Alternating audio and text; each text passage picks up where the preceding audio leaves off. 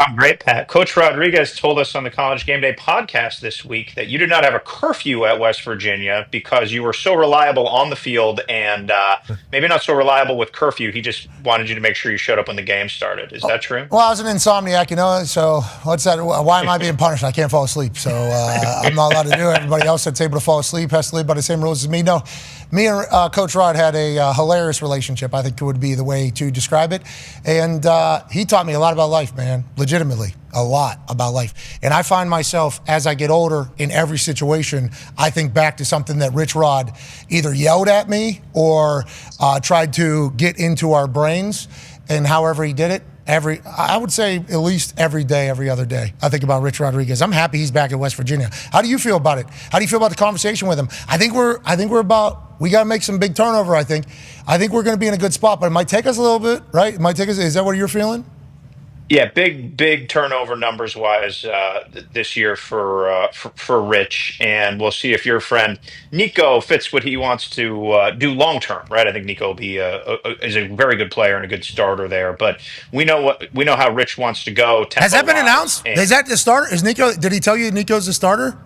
he did not. He's just the incumbent on the depth chart. Okay, all Obviously right. started some games at the end of last year. I was about to say, and, holy shit, that's big news. Nico's a starter because I love Nico Mazzara. I love him. I love that he stayed too. Right? Yeah. Vastly Yeah, sure. different.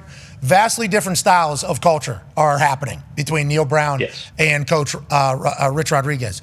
So him staying, I think, I like respect. Every time he played, respect. But I didn't know if they named a starter. That was because you just kind of got me pumped up there for a second. Like, okay, Nico's our guy. I'm excited for the big Italian lefty to kind of do his thing. And then, you're just telling me you're reading it. Okay, you don't have any information that I don't have at this point. Okay. Good, happy to No, I think you should have all the West Virginia inside information, Pat. I will say this: sitting here on May, whatever day today is, you would be very hard pressed to get a college football coach to tell you who their number one is if it's not like an incumbent thumper starter, because the quarterback market is so fickle and guys leave so soon that.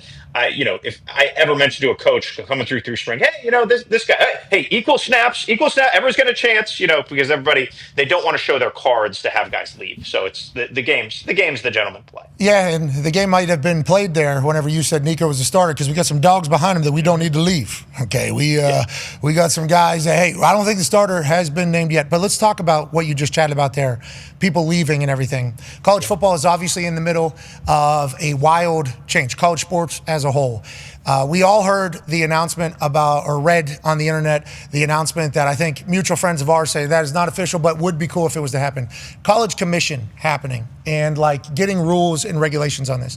For the people that you talk to in the sport, are they all assuming that this is going to happen? And are they thinking it's going to be sooner than later? Like, what do you think about the guardrails that we're all kind of hoping for? What are the people in the world that you talk to thinking about the realistic expectations of that? I think realistic expectations, Pat, is a great way to frame it. We all sit around and talk a lot about the issues and the problems, and they're all pretty obvious with college football. And the goal of this presidential commission that's supposed to come together sometime in the next few weeks would be to really sit down and try to solve them. If these were easy issues to fix that didn't weave through labor law and weave through, billion-dollar television contracts and weave through higher education, they probably would have been fixed by now. So I have personally lived through a lot of commissions that were supposed to fix college sports or some aspect of college sports. And I can't tell you right now whether this one, even though the president commissioned it, is going to be more or less qualified to sort of find a place to go for a smooth path forward for college athletics. What is known already is that this commission is not going to all of a sudden be gifted unilateral rights to change the whole landscape. Congress would still be needed to use the great buzzword codify what they're hoping to have happen with the settlement. There's going to be some antitrust help that's going to be needed. There's a lot that is needed, and the commission in a linear fashion is not going to be able to just sit back and say, this is what we're doing, let's execute it. Yeah, this is what we're doing is going to be a hard thing to get to, too. Like, what's the right answer? You're figuring out the right answer and getting everybody that's on said commission to believe that that's the right answer. Then, if you think that's the right answer, getting everybody to approve their portion of the right answer, which is going to involve a lot of money, a lot of people, a lot of, I assume, lawyers, if I had to guess, because there's potentially money being taken away from employee. I mean, there is This is a huge order. This is kind of where we always end up back at on this particular program whenever we talk about the college guardrails everybody talks about. That the amount of things, I would just say, the amount of things that have to get fixed. That is, yes. If somebody was to sign up for that job, that's it. Like that is a full-time thing. I think this commission might be tough to find. I think it's going to be tough to find who's going to want to do this. I would just say this, Pat. It's a multi-billion-dollar business that is, an extremely important part of the fabric of America when you talk about college football, especially, but college athletics in general. And that multi-billion-dollar business sitting here on May, whatever today is, doesn't actually have rules in place for when it's going to essentially restart at a high level in late August. Like there is not a system and a paradigm set up yet or how this multi-billion-dollar business is going to grow next year. So it's a very weird moment in time. That's good. That speaks to how sort of fraught and complicated the issues are. Paradigm, good word. You've been dropping on codify, paradigm. I love every time I talk to Pete Thamel, I feel smarter. And in this particular case, feeling smart, you got to have the qualified right people in this position too. Because if they don't know ball or the reality of what it is, it's never going to. I hope. Hey, good luck, whoever does this. We need you. Go ahead, AJ. I think you have something on it too. Yeah, Pete. What would you say is the most pressing issue that this committee or these guardrails that are going to be put up? What's the most pressing issue when you talk to coaches and administrators that you think needs to be figured out before anything else? Yeah, it's a really good question, AJ. And I think there's a ton of macro things that need to be resolved, and then there's obviously going to be some micro things. But I think how they're going to treat the athletes moving forward is probably the most vexing issue. I think we all know it's going to get to some collective bargaining moment in time here. And there's a lot of pushback from that, from campuses, from presidents, employee, non-employee, like all those issues. If they're not going to be employees, they have protections. I think identifying what college athletes are in the future and how they are going to be treated is probably the single biggest issue going forward. And can you somehow fast forward through years of pain, which we seem to be on the precipice of, and get to some collectively bargained solution? I think that would be like the biggest, most complicated macro issue. For those that are not great with context clues, vexing means causing annoyance, frustration, or worry, which is what he was just referring to right there. And at a high level, the macro views involve a lot of lawsuits. A lot of them.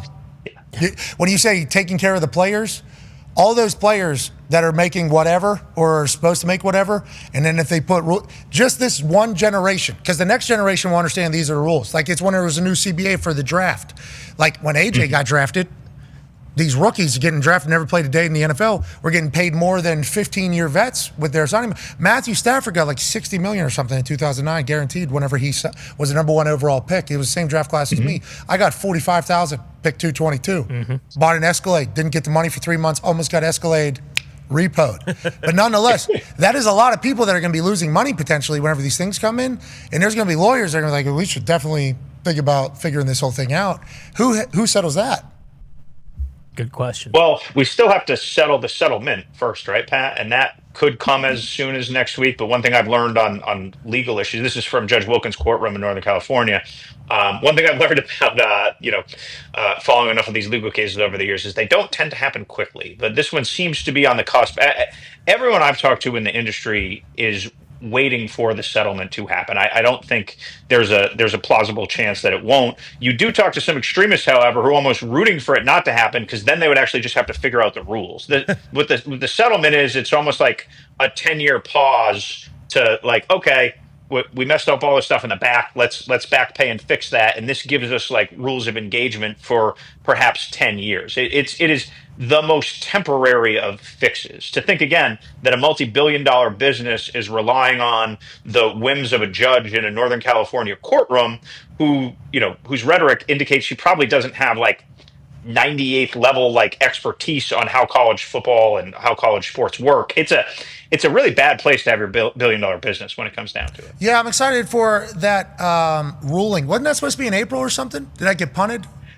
So Yes, everyone was expecting to, and quite frankly, the market acted like it was supposed to happen in April. It was April 7th. It was the day of the national championship game. There was some cool kind of confluence of this is the most important day of the NCAA calendar because obviously CFP is not under the NCAA umbrella, and here's this month. But it was just a hearing. It wasn't a ruling, and I think people knew that that hearing would give some clarity in the future, but it is given way to more hearings and more filings, and perhaps next week a ruling. Okay, shout out to any billionaire that would like to adopt West Virginia. It feels like we're going to at least have another season of what it has been, at least another season. Because when you talk about like all we really know from outsiders of the law world is that it takes forever, right? And that like the only thing we really know about, and it's like they're not fast passing college football either for everything else that is happening.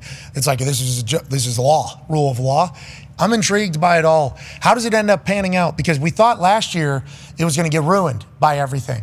And it was big. It was very big. Obviously, the college football playoff, bigger than it's ever been before. People loved the ratings. I think we're up on everything. It's like college football is great. But will it be able to sustain years and years and years like it has with the way it's going, with the who's where, who's what, and then how much everybody's – and does this school's booster not want to do it anymore? So now they fall off. It's like – there has to be something, but there's so many questions. Now, let's talk about the college football playoff. Ty has a question for you, Pete, because there's some lingering change happening there as well. Yeah, Pete, listen, we've heard that the SEC commissioner and the Big Ten, well, the conference commissioners, what have you, they're gung-ho about, hey, we need a 16 playoff. Now, to the layman, you might think the CFP committees kind of put themselves in a bit of a quagmire here because we were just at a 12-team playoff. Now we're going to 16.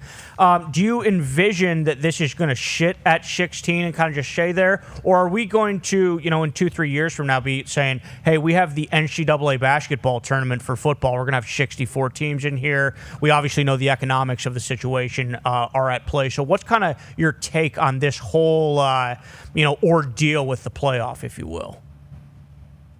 Yeah, Ty, good question. I appreciate a good quagmire, as you know. Yeah. So where we are right now for the playoff is year 13, they call it 2026. We're going into year 12 of the first 12-year agreement for the playoff. This is the final season. We're going to be at 12, and they've kind of soft agreed to go to 14 for the next iteration of the playoff.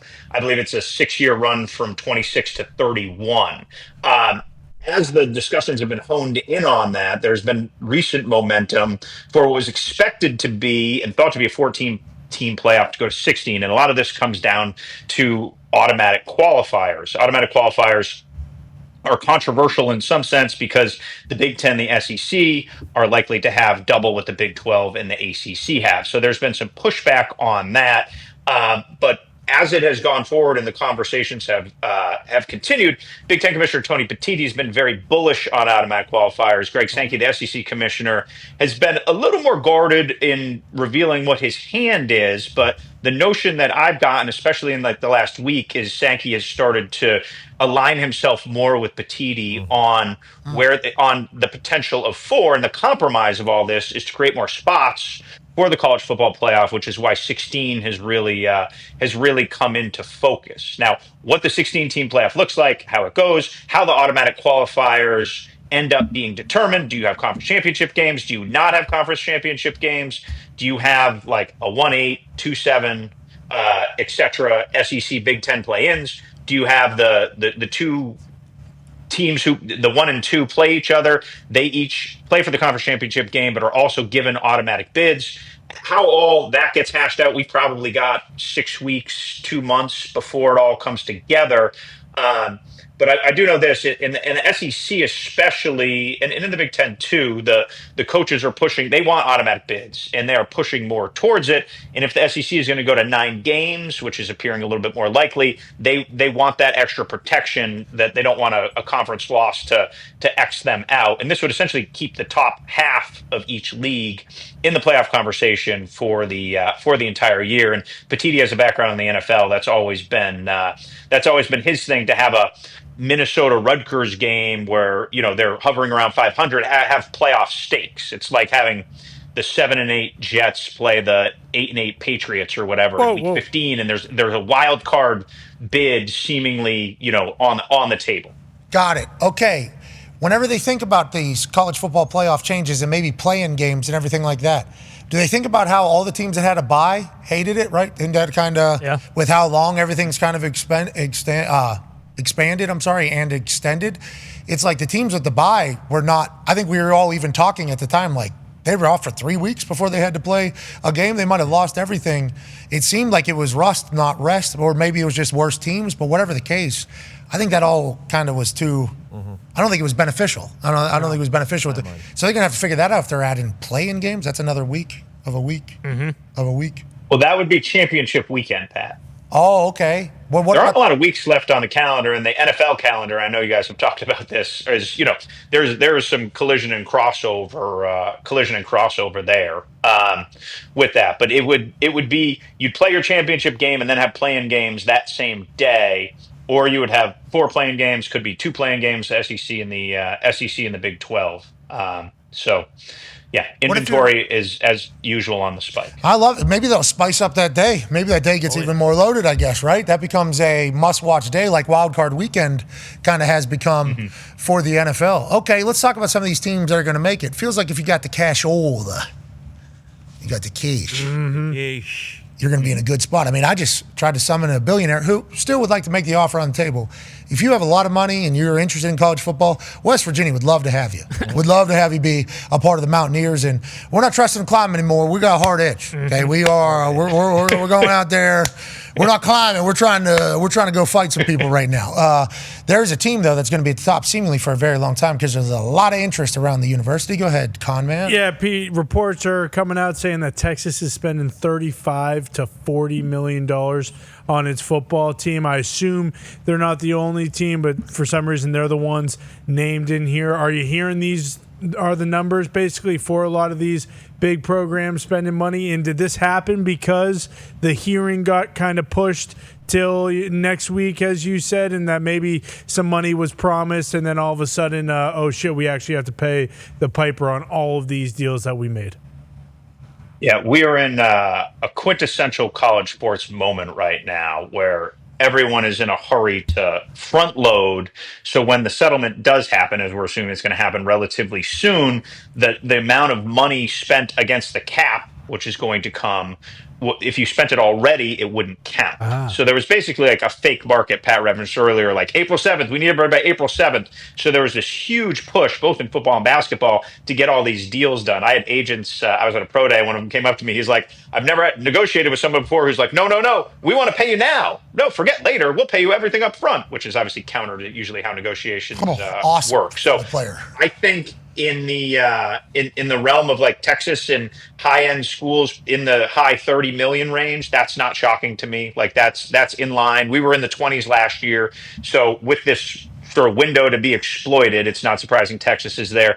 USC is spending a lot of money in high school recruiting right now. They have the number one class in the country, and that's clearly another team that is going all out now until the paradigms are put into place. And in basketball, there's rosters that are in the neighborhood of 20 million. So, and they only have 12, 13 guys on them. So once again, it is a weird feeding frenzy right now that's flying around. Once again, if you are at a university, this is the time where your alumni can really showcase themselves. And there's a lot of these schools. You talk about USC going.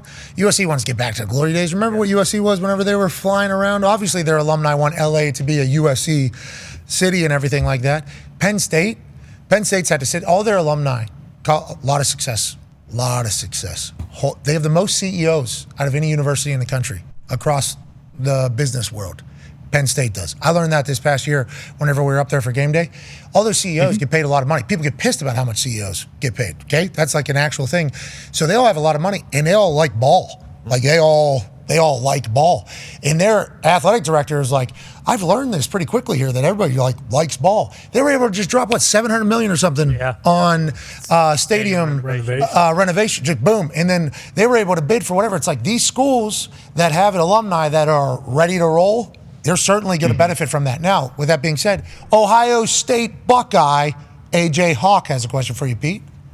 Yeah, Pete, actually, I want to know, what do you think the max number is that we see in the college football playoffs 10 years from now? What do you think? Like, are we going to get up to, like I guess the other Pete said, a 64-team football playoff eventually?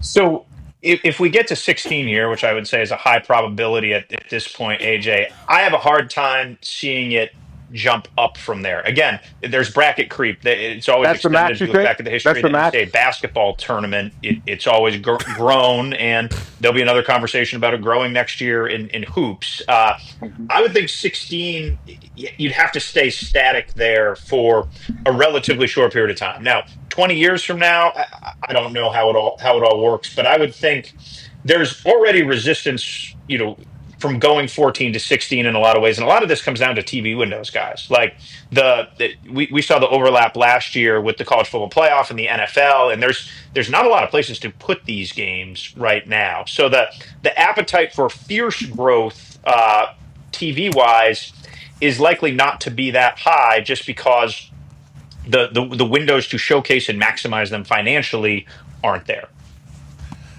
College football's got a lot going on. Yes, it does. College football's got a lot going on. A lot of big decisions need to be made. Somebody needs to step up and decide them. Now, somebody also needs to step up and be the brand new face of college football. Tone has the last question for you here, Pete. Yeah, Pete, we talked a lot about the beginning of this conversation about quarterback depth charts and how coaches right now are not going to talk about that. But there are a lot of big programs who do have quarterback battles. Michigan's obviously got one with Bryce Underwood and Mikey Keene, the 5-star coming in there. Oregon's got Dante Moore and Austin Novosad there. Alabama's got Ty Simpson and Austin Mack down there. Have those big schools, have any of them leaned in any direction as far as who's going to be the face of their program moving forward this year? Good question, Tone. And I think at least two of those schools, I feel like who starts the season may not necessarily end the season, if that makes sense. You mentioned Ty Simpson. I would think he's the experienced, safe son of a coach kind of guy who can roll out there week one. The name at Bama that's got some buzz is Keelan Russell. He was the #1 quarterback recruit in the country. Is he the kind of guy that can show the coaches enough where he could eventually end up taking over? It'll be really interesting for Michigan, as you mentioned. Obviously, Bryce Underwood's there. Mikey Keene's played a lot of college football. Yep. You go to Oklahoma week 2. Is Mikey Keene is Mikey Keene the starter there, or do you let Bryce Underwood rip? Remember, there's not a lot of empirical evidence of freshman quarterbacks like leading teams to conference titles. So you don't. And look at Dylan Raiola, for example. Like he struggled at times last year, straight up. So when to break the quarterback in to not curb his development becomes pretty interesting. And I think for Oregon, I feel pretty good about Dante Moore, being the starter there with no super inside knowledge. Oregon had chances in the portal to go get higher end players. They've had Dante Moore for a year. They seem to like what they have there. He was obviously the #1 quarterback recruit in the country, coming out of Michigan 2 years ago. Went and played for Chip Kelly at UCLA, and then transferred up there and kind of took a redshirt season last year. So yeah, those are all going to be interesting summer battles that we're following. I love that you brought up Dylan Raiola, who's a son of a coach. Okay, so he works his ass off. I seen him at Raw the other day in Omaha. Yeah. Looking good. Strapping. Big son. Coach Matt Rule, obviously vibes high, hanging with the boys. And then E-Money, Emmett Johnson, the running back, his aura was immaculate. Like a confidence that, I think you can't teach. I'm high on the Nebraska Cornhuskers after getting a chance to meet these boys and chit-chat with them one-on-one post Monday Night Raw in the back. Now, because I did enjoy the conversation with them for so much, I hit all the traffic. Sure. Out of 11,000 in Omaha. Okay, that's all leaving at the same time. So I did think about the conversation we were having while sitting in traffic in Omaha for a good bit there after the program. And I would like to let the Nebraska Cornhusker boys know, I said, worth it. It was cool to meet them. That Dylan kid was great. Like I enjoyed the way he was operating. Like he just has like a star kind of vibe about him. And then E-Money right there right next to him, a great nickname. As soon as I saw it on his chain, I'm like, E-Money here, dude. I didn't know who he was. I've learned. Emmett Johnson's a dog. All right, I think Dylan Raiola is going to be a star next year. Freshman last year. He said straight up didn't do well. Exactly. Guy's playing for Nebraska as a freshman. What are we? What? He's huge. No, yeah, listen, I love the hype. You're gonna have to do better than 6-6 next year. This is the Big Ten, okay? We're not playing in the wax. Did you see him at the end of the season? Did you see him at the end of the season? Yeah, I did. He looked like shit against Iowa. Okay. He actually fumbled, kind of end of the game. Listen, he's a great player. He learned a lesson. He did. He's a young guy. Just wait. Let's see what Iowa is, going forward. Oh, we will. We got Mark Gradowski. We got the FC. Oh, I forgot you got Gradowski. Yeah, we're going to be just fine. I forgot about that. Yeah. All right. Hey, Pete, we appreciate you, man. Thank you for taking time. I called you very last minute to join us today, and you picked up the phone and delivered. We appreciate it.